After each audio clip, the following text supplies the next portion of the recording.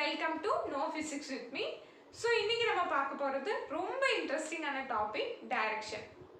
So டைரக்ஷன்னா உங்களுக்கு எல்லாத்துக்கும் தெரியும், ஒரு பாயிண்ட்டை இன்னொரு பாயிண்ட் வச்சு இந்த வழியில் போகலாம் அப்படின்னு சொல்கிறது தான் டைரக்ஷன். அங்கே வந்து டிஸ்டன்ஸ் வந்து கன்சிடர் பண்ண மாட்டோம்.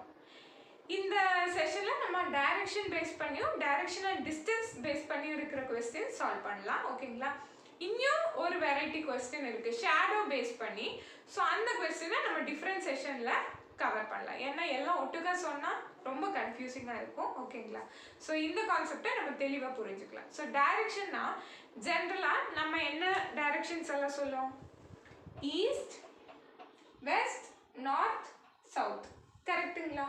இதை வந்து ஒரு டயக்ராமாக ரெப்ரசன்ட் பண்ணும்போது எப்படி சொல்லலாம்? எது east? Right hand side east, left வந்து வெஸ்ட், அப் வந்து நார்த், டவுன் வந்து சவுத். கரெக்டுங்களா? இதை வந்து மெயின் டைரக்ஷன்ஸ் சொல்லுவோம். இது இல்லாமல் 4 சப் டைரக்ஷன்ஸ் இருக்கு. அது என்னன்னா இப்படி ரெப்ரசன்ட் பண்ணலாம். ஓகேங்களா? ஸோ நார்த்தும் ஈஸ்ட்டுக்கும் நடுவில் நார்த் ஈஸ்ட், ஸோ சவுத்துக்கும் ஈஸ்ட்டுக்கும் நடுவில் சவுத் ஈஸ்ட்.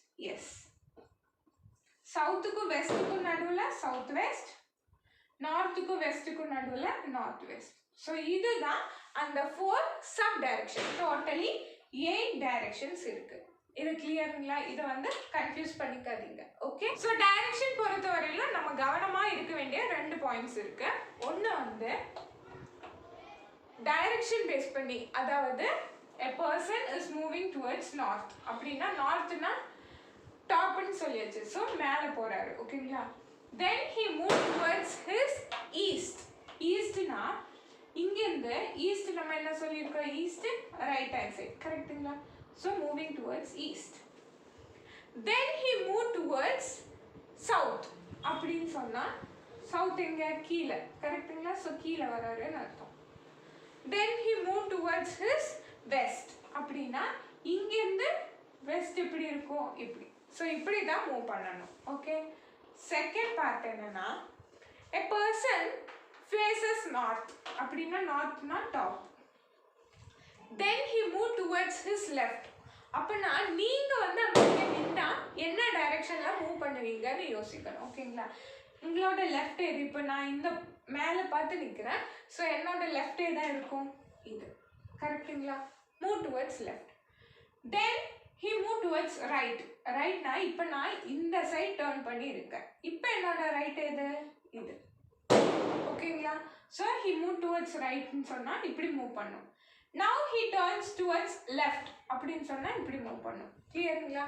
அதே வந்து a person faces south. Okay, இந்த இடத்துல தான் நம்ம மோஸ்ட்டாக கன்ஃபியூஸ் ஆகும். person faces towards south. now he moved towards left அப்படின்னா இப்படி தான் மூவ் ஆகணும். ஓகேங்களா? இப்படி மூவ் ஆகக்கூடாது.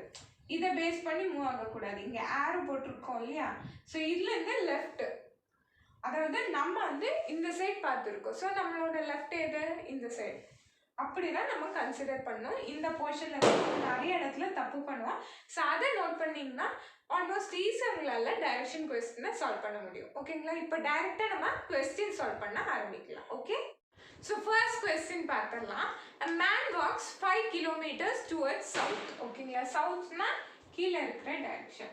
ஸோ ரெஃபரன்ஸ்க்காக சின்னதாக இங்கே டயக்ராம் போட்டிருக்கேன். So he walks 5 kilometers towards south. Okay? and then turn to its right. So இங்கேருந்து ரைட் அவரோடது எது? இந்த டைரக்ஷன் இருக்காரு. ஸோ இது லெஃப்ட், இது ரைட். ஸோ இங்கே தான் ரைட். ஓகேங்களா?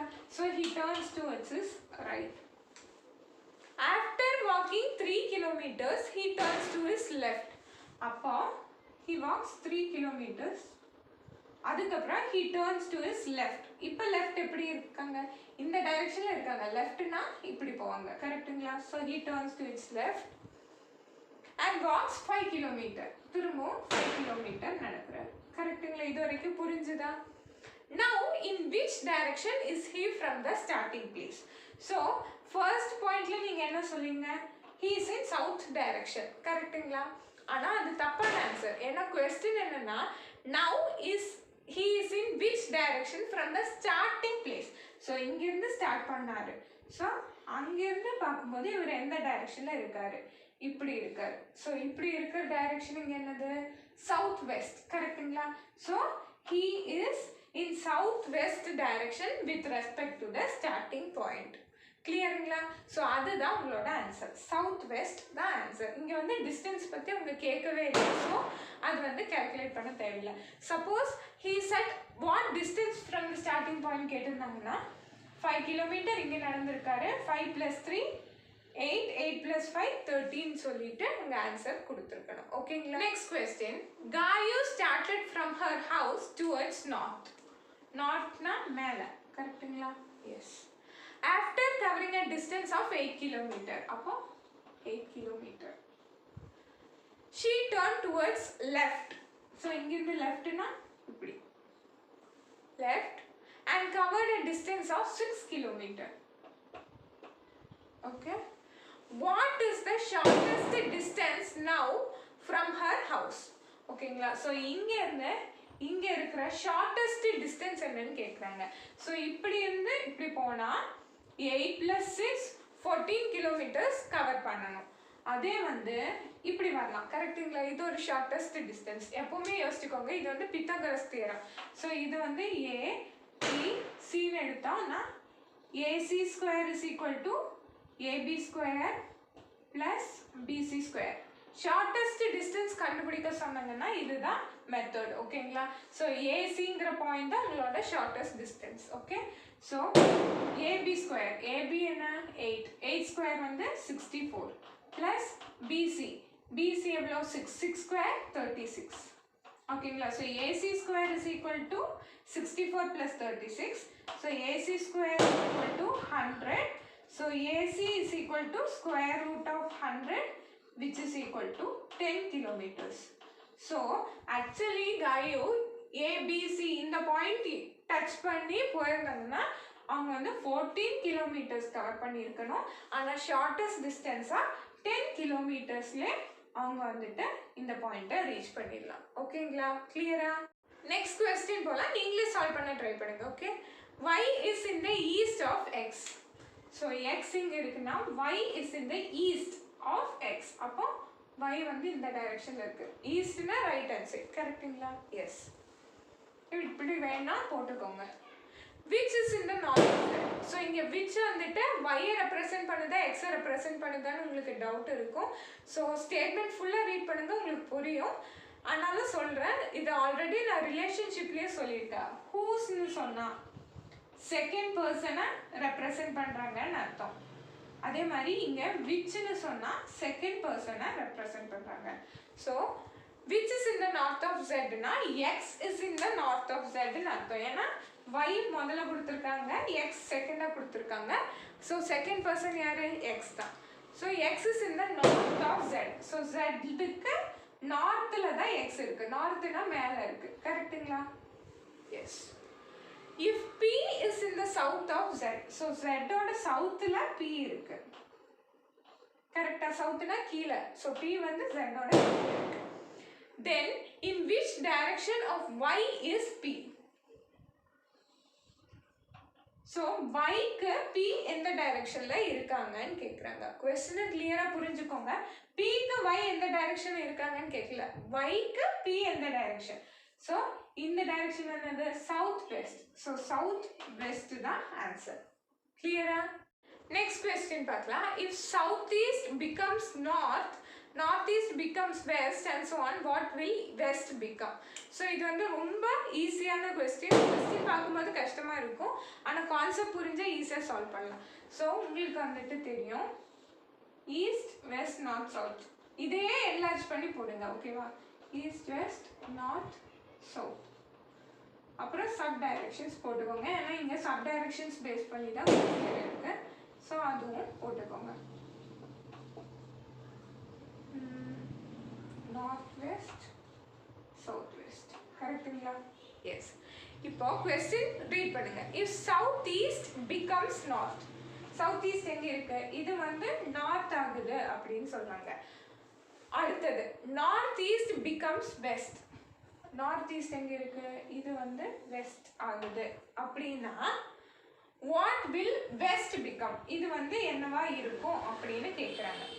இப்போ என்ன பண்ணியிருக்காங்கன்னா சர்டன் டிகிரி மூவ் பண்ணியிருக்காங்க. எவ்வளோ டிகிரின்னு பார்க்கலாம். இது வந்து ஒவ்வொரு இது வந்து 45 டிகிரி, ஓகேங்களா. 45 45 45. ஸோ 45 + 45 90, 90 + 45 135 டிகிரி ஃபர்ஸ்ட் ஒன்ல மூவ் பண்ணியிருக்காங்க. செகண்ட் ஒன் அதே மாதிரியான்னு செக் பண்ணுங்க. 45 45 45. ஸோ 3 இது தள்ளி வந்துட்டு வர டைரக்ஷன் தான் உங்களுக்கு. அப்போ பெஸ்ட் 3 இது தள்ளினா 1 2 3 சவுத் ஈஸ்ட் தான் உங்களோட ஆன்சர். கரெக்டுங்களா. இப்போ பெஸ்ட் 135 டிகிரி மூவ் பண்ணா சவுத் ஈஸ்ட், அதுதான் உங்களோட answer. Clear. So next question போகலாம். அதுக்கு முன்னாடி 2 கான்செப்ட் சொல்லிடுறேன். Clockwise direction, anti clock wise direction தெரியும்னு நினைக்கிறேன். தெரியாதவங்க என்னன்னு கவனிச்சுக்கோங்க. ஸோ கிளாக் வைஸ்னா ஒன்றும் இல்லை. கிளாக் எப்படி ரொட்டேட் ஆகுது, இப்படி தானே மூவ் ஆகிட்டு இருக்குது.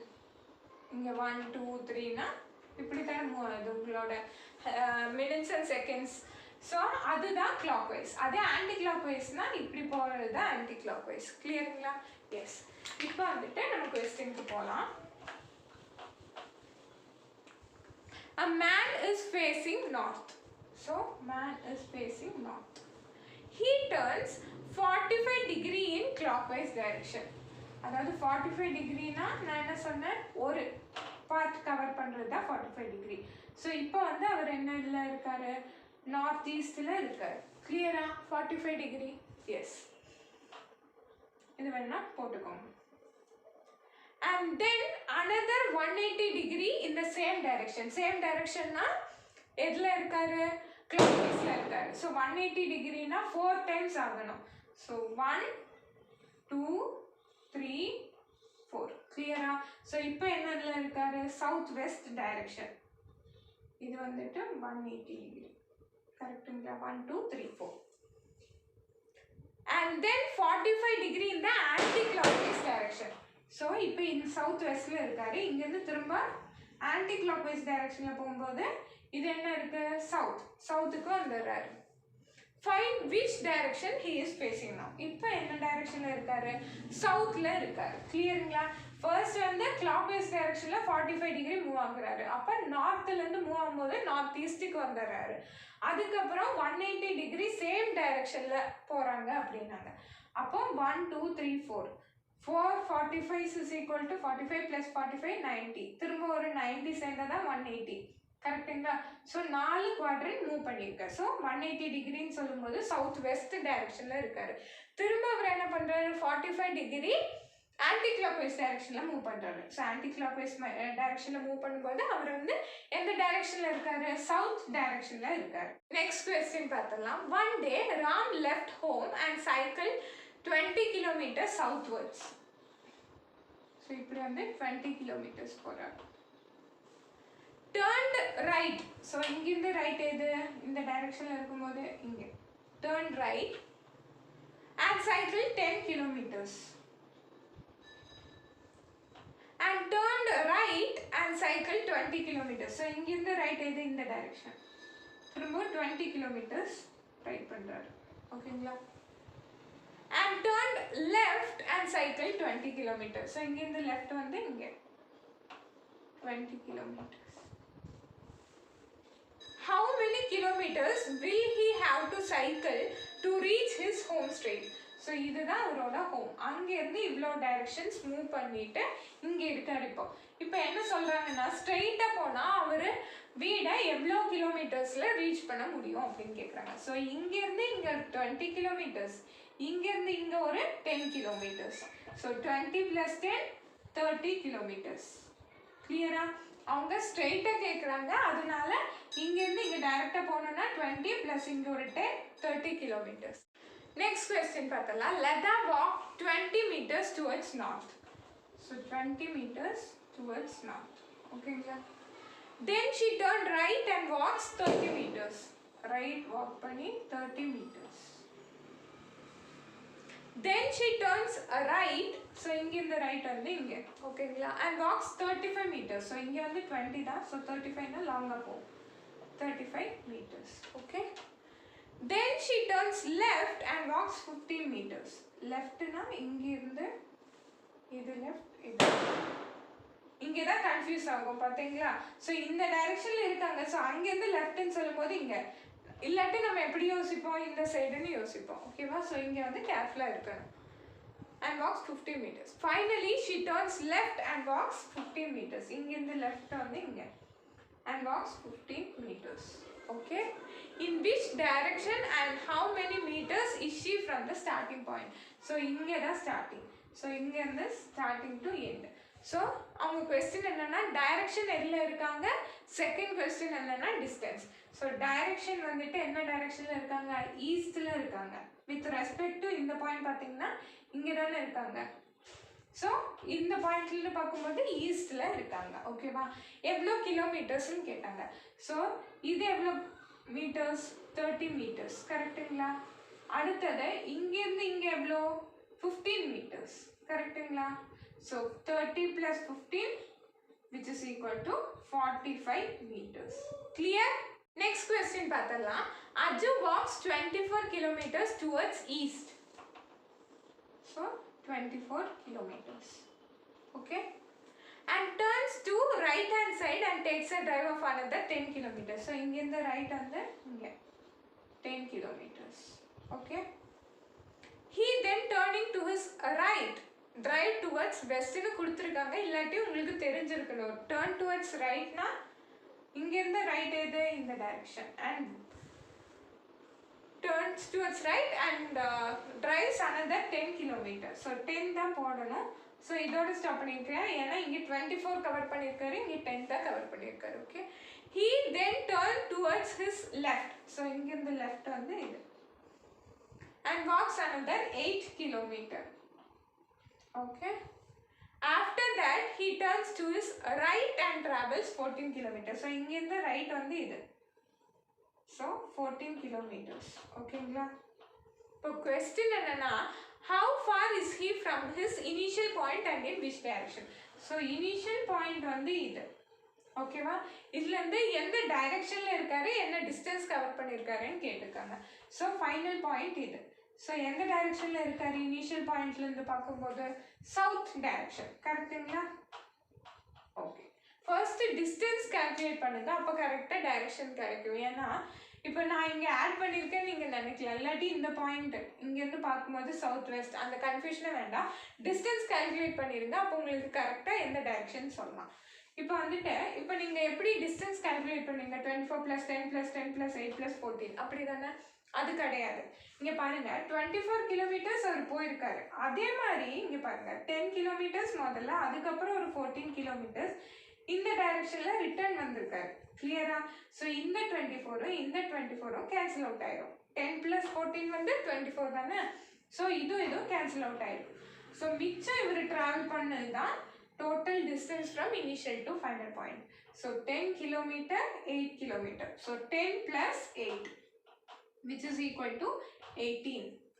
சப்போஸ் உங்களுக்கு டவுட் இருக்கு, டைரக்ஷன் நான் சொன்னேன்ல, இப்போ வந்து இங்கே வந்து 24 கிலோமீட்டர் இங்கே ட்ராவல் பண்ணியிருக்காரு. இங்கே வந்துட்டு ஒரு 10க்கு பதிலாக 8 கிலோமீட்டர்ஸ், இங்கே 14 கிலோமீட்டர்ஸ்னால் டோட்டலாக அவர் வந்துட்டு 22 கிலோமீட்டர்ஸ் தான் கவர் பண்ணியிருப்பார். கரெக்டுங்களா.